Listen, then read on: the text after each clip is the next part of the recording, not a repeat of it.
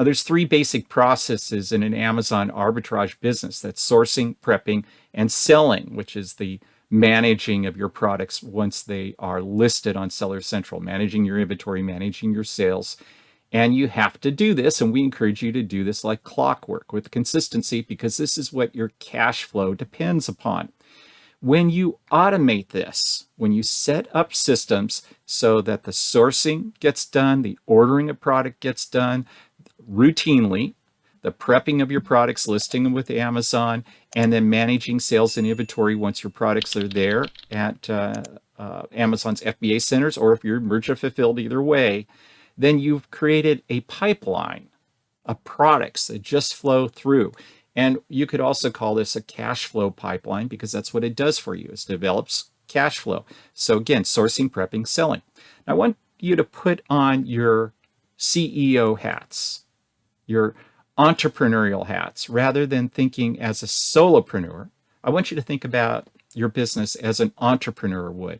And the difference between a solopreneur and an entrepreneur is that a solopreneur is, like the word says, solo. They're doing it all themselves. So they see themselves as the business.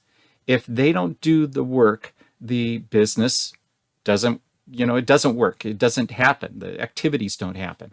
Where an entrepreneur doesn't see themselves as the business. So think about when you've been asked, what is it you do? And you say, I'm an Amazon seller. Or I flip, like I used to flip books on Amazon. So I would say, well, I flip books. I'm an Amazon seller. I identified with myself in that regard, like I'm the business. And now I think of myself as I run a business that sells products on Amazon. It's different.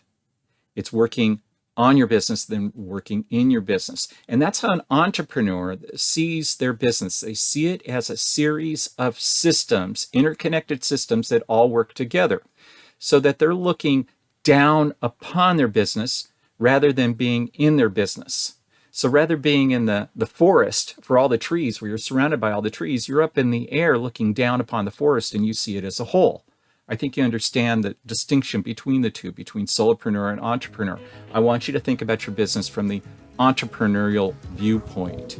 It used to be said, if you're not online, you're not in business. That's from like 15 years ago. All right. Now it's that if you're not on Amazon, you're not in business. Regardless of that big dream, you've got to build a foundation. You have to have a business that has cash flow. You need more cash? Go out and source some more. Shove those products into Amazon. What's going to spit out the other end is profit. It's that simple, isn't it? Then they start looking at it as, this really is a system. So how can I add more to my system? How can I start to scale this? That's why this is so integral, each pillar leading up sequentially to that long-term reliable business. These are the real assets then that somebody who wants to buy a business, this is what they look for. This is the brand launcher, the career launcher, the income launcher. It's a beautiful thing. And I know you're going to love what this can do for you. You're going to get a vision.